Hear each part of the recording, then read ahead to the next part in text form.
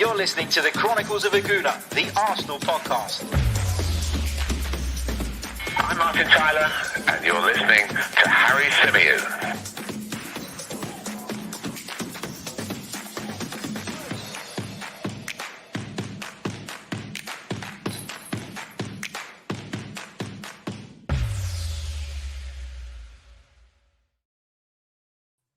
Hello and welcome back to the Chronicles of a Gooner, the Arsenal podcast brought to you by 90 Min. As ever, I'm your host, Harry Symeou, and on this edition, I'm joined by a very, very special guest. He's one of my favourite Arsenal writers out there.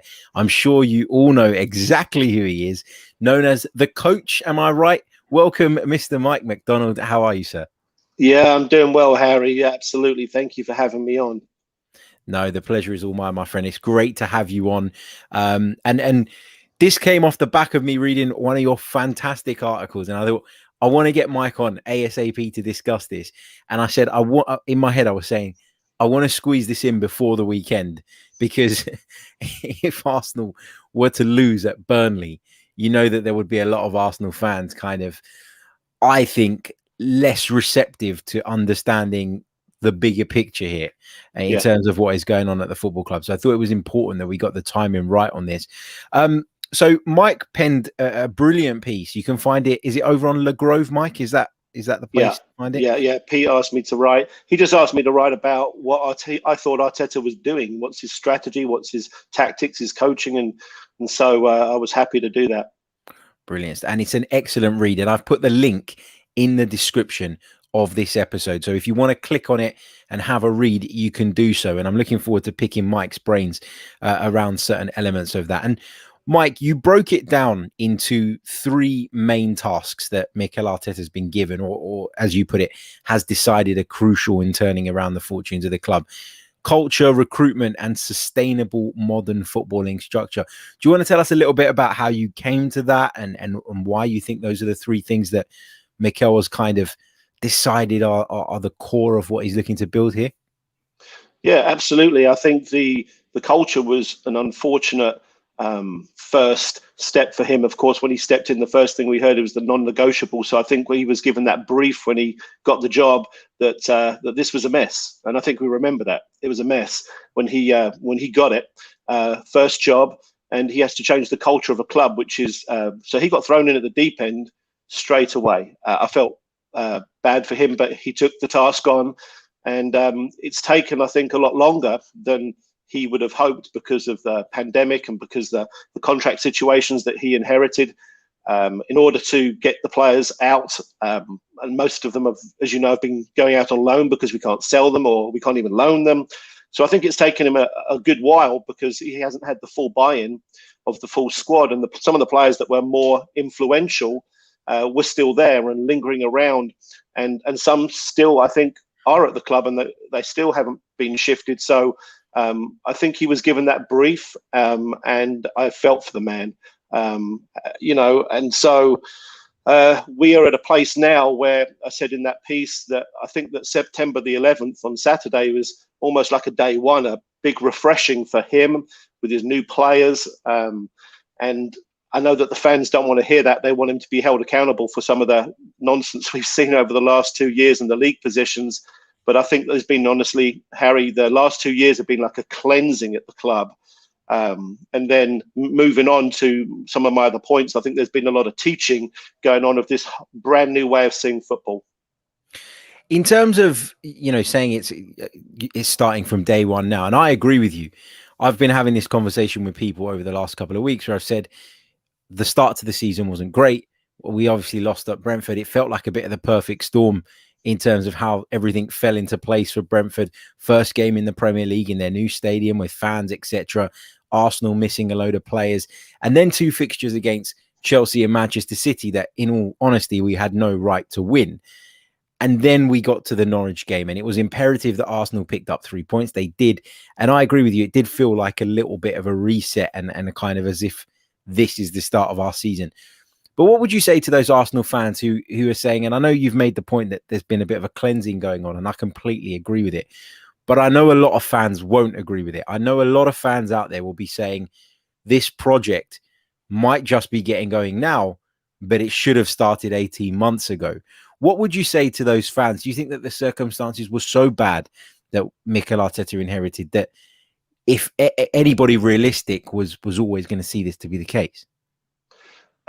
Yeah, sort of. I think it's a mixture of everything, Harry. I think it's a bad situation that he inherited. He chose it, though. I think it's mistakes that the man has made.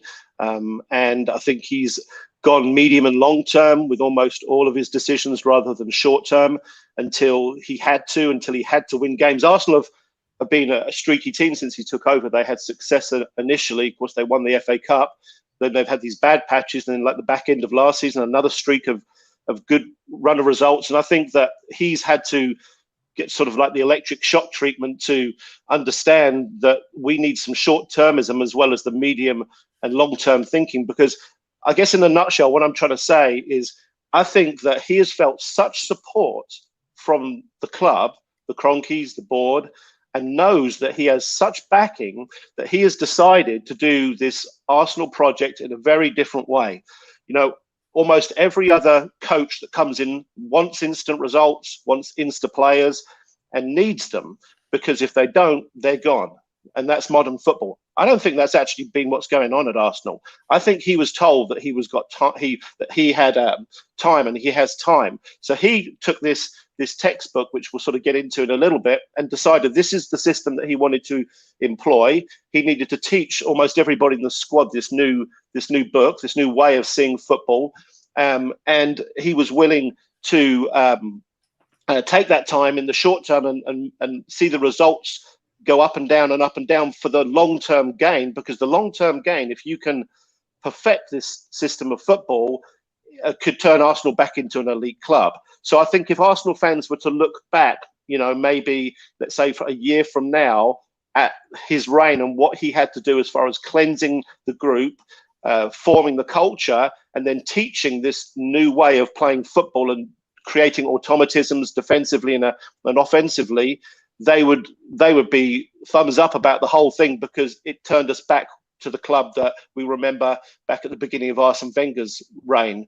But of course, Mikel Arteta's fighting against society, where society is impatient and people are impatient and the world is impatient and football fans are definitely impatient. And so, you know, we don't win against Burnley, we're going to go back to everybody wanting him gone again, and that North London derby will be pivotal. And so I think that the club has had to shake Mikel Arteta recently. You know, that interview, Harry, that he did after the Norwich game was just bizarre. Like this, yeah. He said it's the greatest, was it so many days of his life or something? And I think that something happened at the club, and somebody's had to sort of maybe shake him and say, look, you know, we back you, but you have to get short-term results. You're going to have to make this work, because there's a point where we just can't back you anymore, because this will become too toxic. And we've been there before. So we need you to think a little more short term, and thankfully it looks like we might be on a path. Might be. Yeah, exactly. And I agree with you where you say that, you know, he needs to obviously look at the short term a little bit more, because there is a minimum standard at Arsenal, isn't there? And over the years, unfortunately, that minimum standard has dropped and it's dropped and it's dropped. Now I think the minimum standard is to be in the top six. And I think that Arsenal need to at least achieve that. I think you're right in saying that the club have really, really backed him and that he's felt that love, because we talk a lot about the players that he's brought in. We talk a lot about the signings over the summer, the amount of money spent. But actually, even decisions like telling Matteo Guendouzi that he's no longer wanted at the club, a player that the club might have seen as someone who could go on to bigger and greater things. You look at, you know, this situation with William Saliba, somebody that, again, Arsenal made a huge investment on, and Mikel Arteta's taken the decision that he's not part of the team and he won't be part of the team. So you're right, he's been backed incredibly well. And I think there comes a point where the excuses kind of run out. But he's got to do it short term. He's got to be more short term anyway in terms of how he's approaching things, so that we do see that upturn immediately. Because, as you say, if he doesn't, the patience is gonna run out.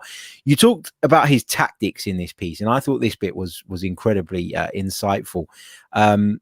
You talked about juego de posición. I think that's how you say it, which is a type of positional play. Do you want to tell our listeners a little bit about it and how kind of Mikel Arteta's implementing that.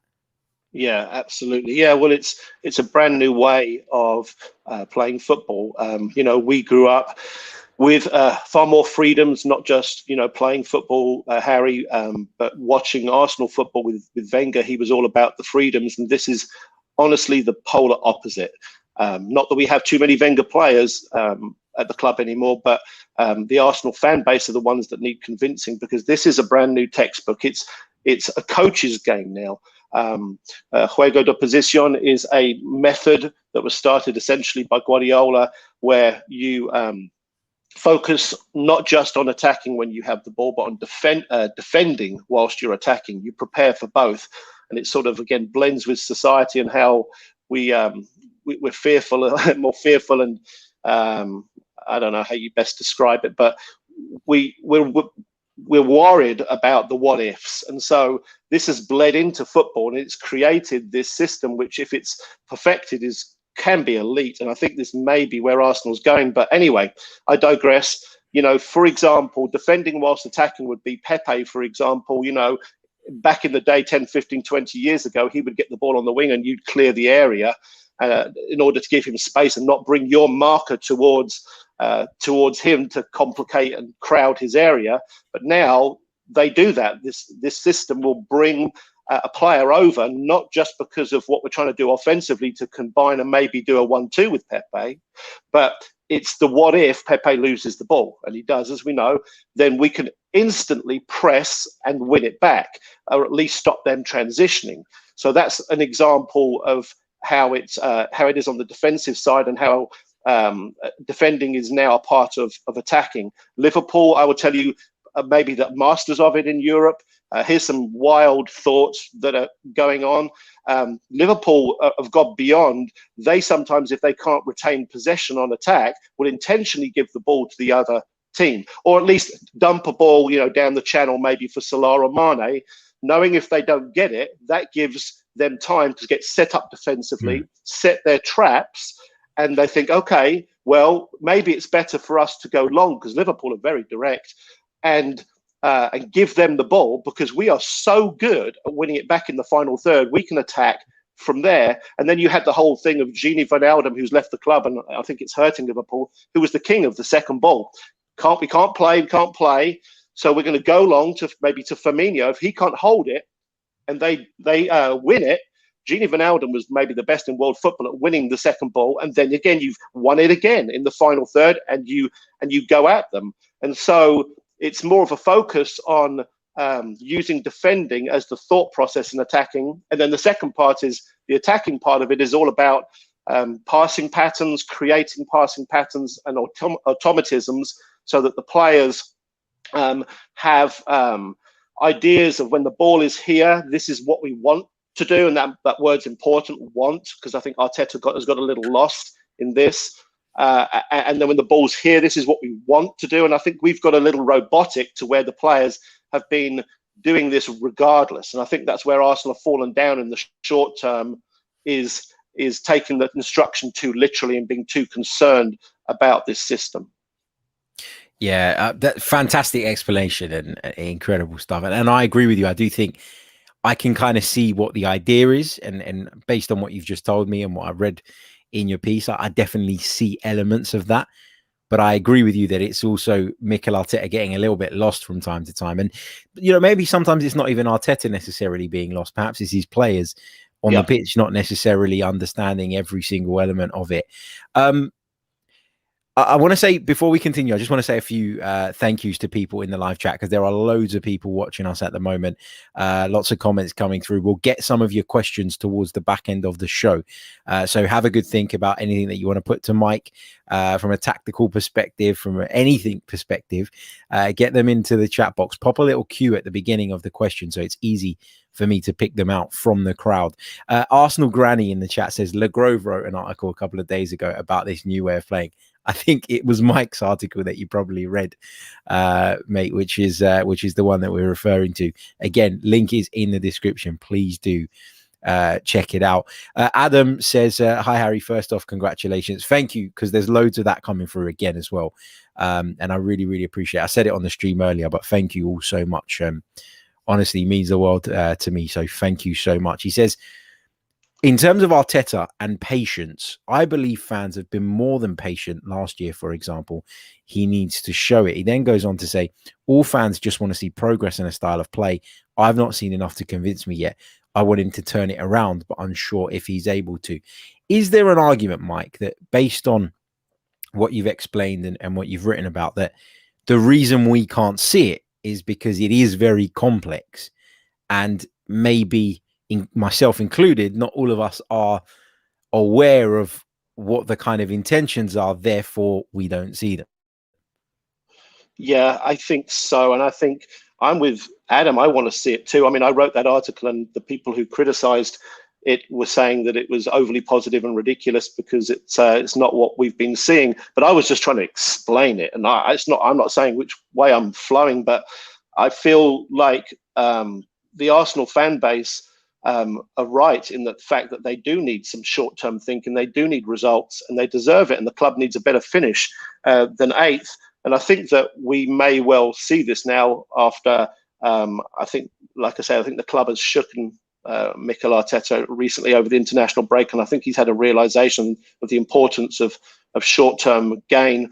But I think what's happened specifically with, as per last season, and the players that we had and the learning the system, I think was the priority for the team, much to the fans' chagrin. But I think some of the players are just not capable of playing the system. And I think Arteta made the choice to play the system regardless, to see if they were able to get there. Whereas most coaches would probably have just binned it and done what a lot of Arsenal fans say to me, Harry, which is, why don't you play a system that fits your team? Because a lot of what we see doesn't seem to, for example, fit Aubameyang. He seems to be a lost sheep out there. And it's not based on the players that you have, which is really how you're supposed to pick a team. But I don't think he did that. He went for the long game. But I'll give you a couple of quick details. You know, you need players that scan, that before the ball comes to them, and you'll see this when you watch Sambi play, who just, check their shoulder, and you're supposed to scan for colour. So you tell your mind where your options are, so you can play quicker. And this is why Manchester City are further along, is that they have players who have the habit of scanning and can move the ball quicker. Well, we didn't have that last year. And now I watched against Norwich, Maitland-Niles, Partey and Sambi in particular doing that frequently and moving the ball quicker. Well, last year he either didn't pick those players or they weren't available much. And so we didn't have that piece of it, because modern football is so fast and this system requires you to thread the needle and do it quickly. And I don't think that he did that, but I think you got to marry that thought with the fact that he overcoached, I think. And I think that it was too intense. I mean, I've never seen a coach give instruction solidly for 90 minutes like Mikel Arteta did last season. I've never seen that. And I think he was just, again, it was like the players were in class, Harry.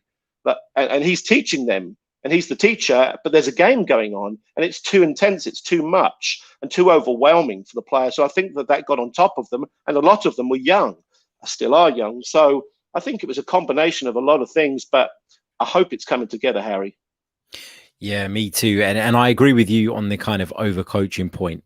We had a discussion on it on one of our shows earlier in the week, and we were talking about the attack in particular, and we were talking about maybe if that was too overcoached.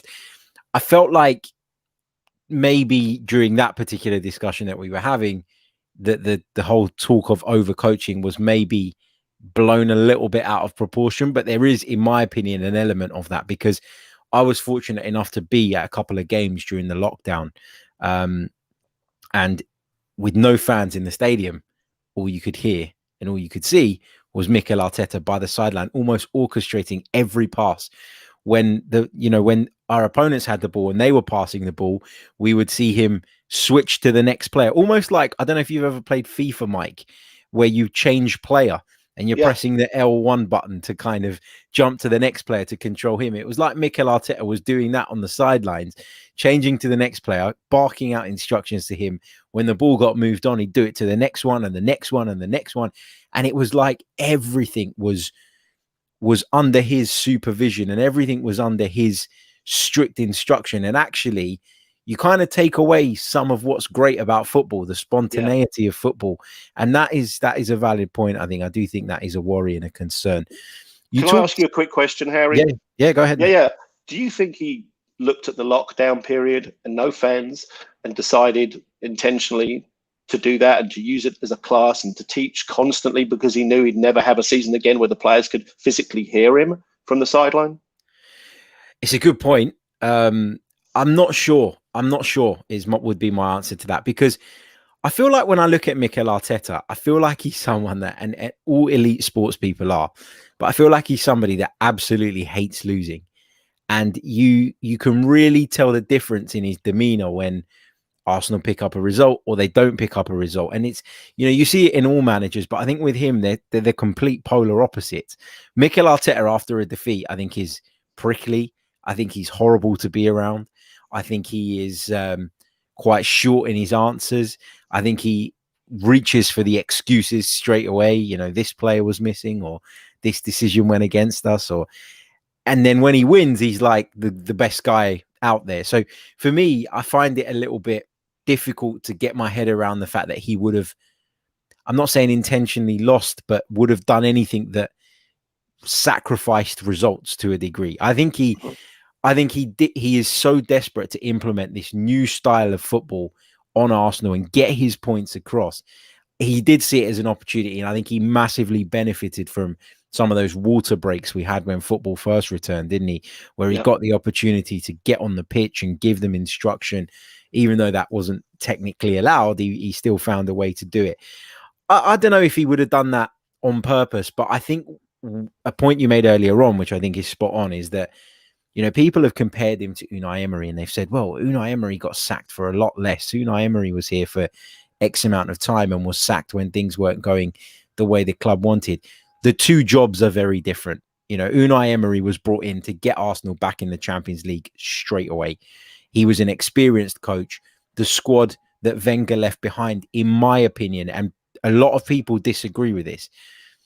I did a podcast not too long ago where I compared the two squads to kind of give context to my argument. But I believe the squad that Wenger left behind was stronger than this current squad in terms of experience, in terms of players that you knew were going to develop.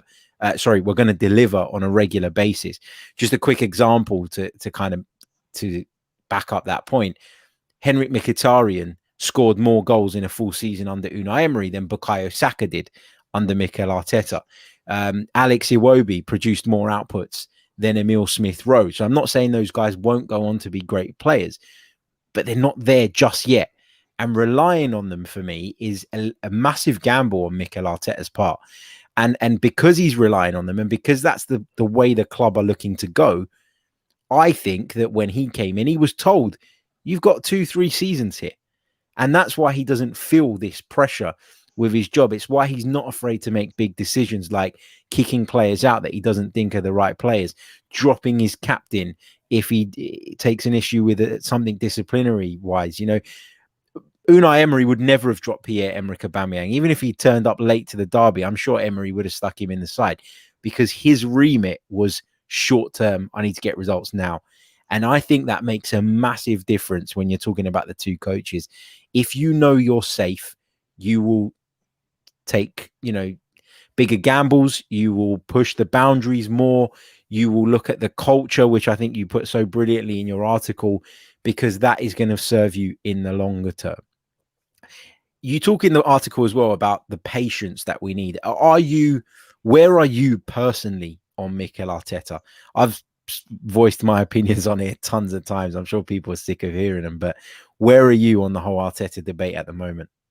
Well, I've been a little back and forth. I was a big fan when we brought him in. I loved the fact that he was trying to clean it all up. I appreciated that. I think I've got the patience for that, and I'm fine with that. I last season drove me insane.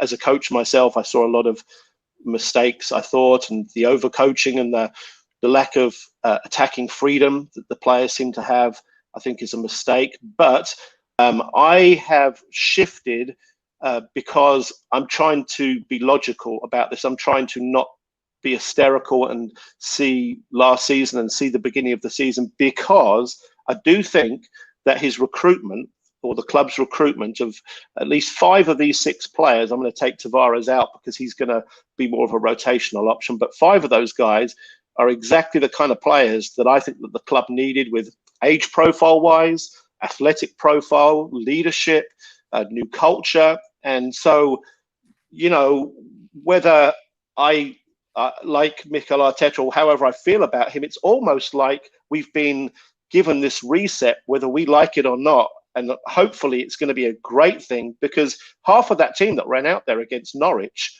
were new. They were either making their debut or just about. And so when you've got half of your lineup that's brand new and you like them, and you think that they've got the right profiles across the board and they can improve your team, regardless of how you felt before, you almost have to bin there and think, okay, well, my common sense tells me I'm going to have to pause for a minute, because this is really a brand new football team. I mean, you never see 11 new guys, never, but you will sometimes see 2 or 3, and rarely will you see 5 just enter all at once when they weren't there the week before. And so I feel like I have to wait. I have to give him the time to prove that he can improve on last season's performances and results, and just sit there and observe and try to be positive, because I do really, really like this new team that they've put together. So a round of applause to the club for doing it the right way. So I guess I'm in timeout, Harry. Yeah, and that's how I feel as well. I'm at the place where when we got knocked out of the Europa League last season, I was really frustrated in the nature of it, really frustrated with the fact that I felt that Mikel got some fundamental decisions wrong in that cost us. And I was like, well, this is maybe too far now. What are you going to do now, Arsenal? But having seen them give him the summer and spend in the summer, I was very much of the opinion of, well, whether we like him or not now, he is here. And, I never think Arsenal fans should be sitting there willing their team to disappoint so that they can get rid of a manager. So I was at the point where I'm like, okay, I'm going to give him time again. And then the season started and it was like, well, this is really not good enough. But I think you had to look at the bigger picture. I think you had to understand the context around those performances and those results. And I'm looking at this next run of games now as a real opportunity for Mikel to win back some of the faith, see us push up the table quite dramatically, because you can do in this early stage of the season if you put a run of wins together. And fingers crossed he can do that. Do you think the plan that the club have put in place, though, Edu came out, fronted up about it, talked about it. Some Arsenal fans took issue with it. Others quite enjoyed the fact that he sat in front of the camera and revealed a little bit about the planning behind the scenes. Do you think that this plan is a plan that's been put into place, though, without necessarily it being focused solely around Mikel Arteta? And what I mean by that is, do you think Edu's been involved in these purchases and been part of asking for a specific age profile with a view to, if it doesn't work out with Mikel Arteta, this is business that could still benefit the new manager, and it's business that is for the long term, regardless of who's in the dugout? Yeah, I do. It certainly smells that way to me. I don't know how much Mikel Arteta was involved in the transfers. We'll never know exactly. My assumption is they've worked together on this, and I like it. But I suppose that's another reason that I'm in a positive mood, is I feel like if Arteta doesn't work out, then we can go find another coach, arguably another one of these Juego de Posición coaches that can help the players continue what they're learning.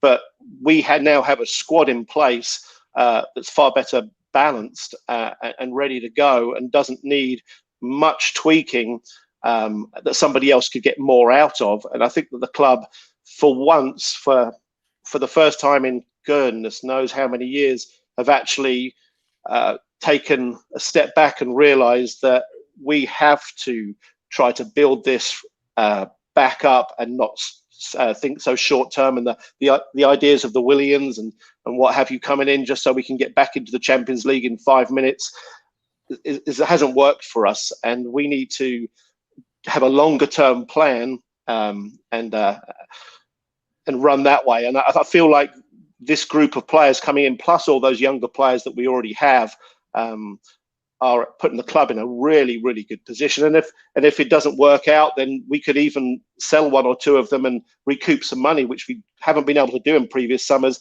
and find some other players. So we're in a much, much better position, I feel, Harry. Yeah, I completely agree. And I often get called deluded.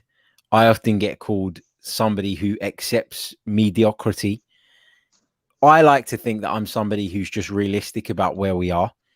And so I feel like the top four, when you take into consideration the financial muscle of Manchester City, of Chelsea, of Manchester United, and how well Liverpool have done, and over how many years that project has been ongoing and has developed, I think that they are the top four and should be the top four.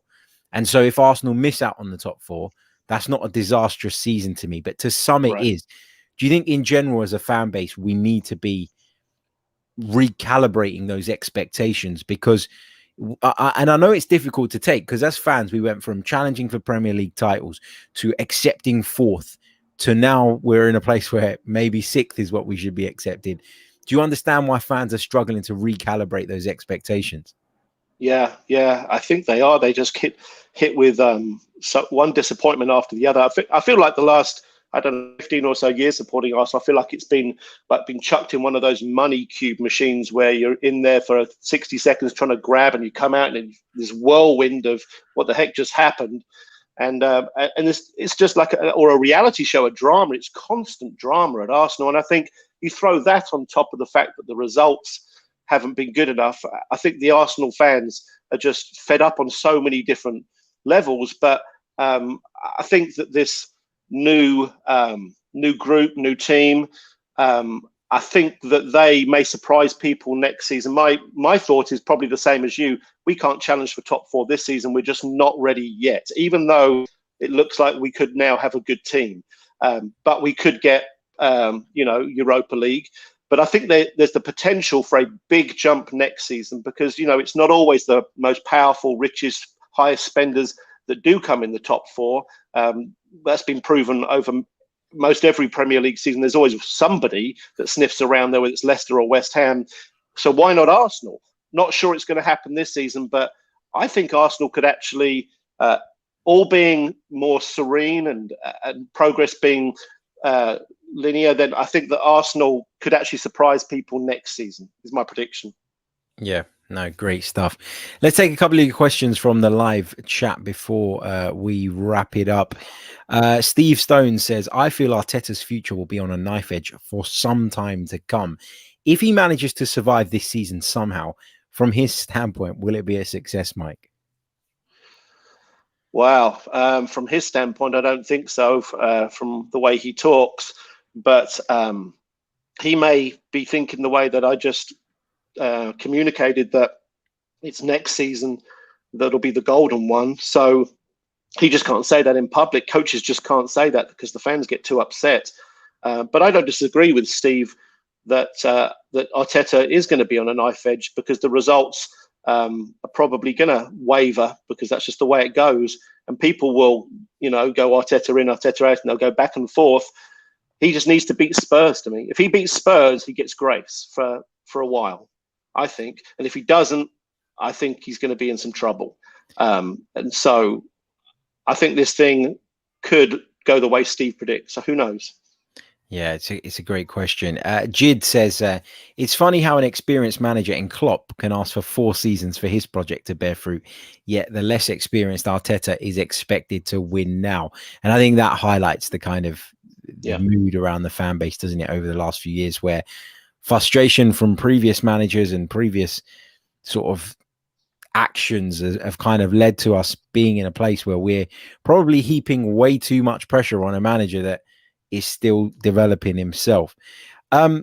Mike, I think we're going to leave it there, because it's a fantastic chat, and half an hour is normally around the sweet spot, so I'm told by the guys in the chat.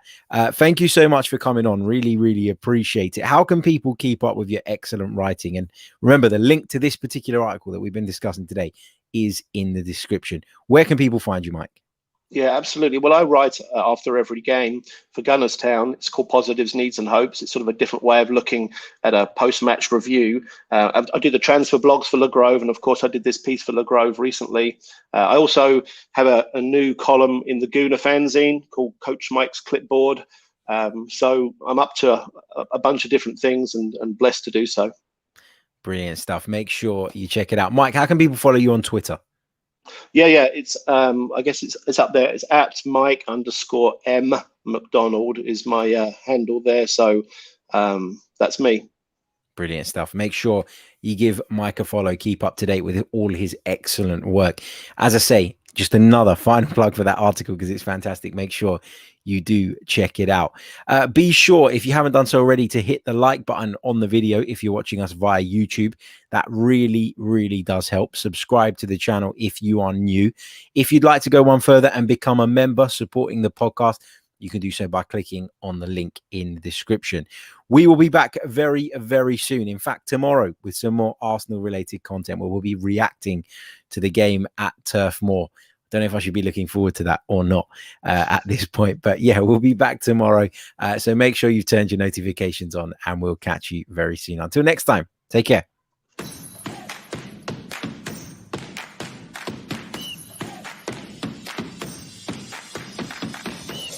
You're listening to the Chronicles of a Gooner, the Arsenal podcast. I'm Martin Tyler, and you're listening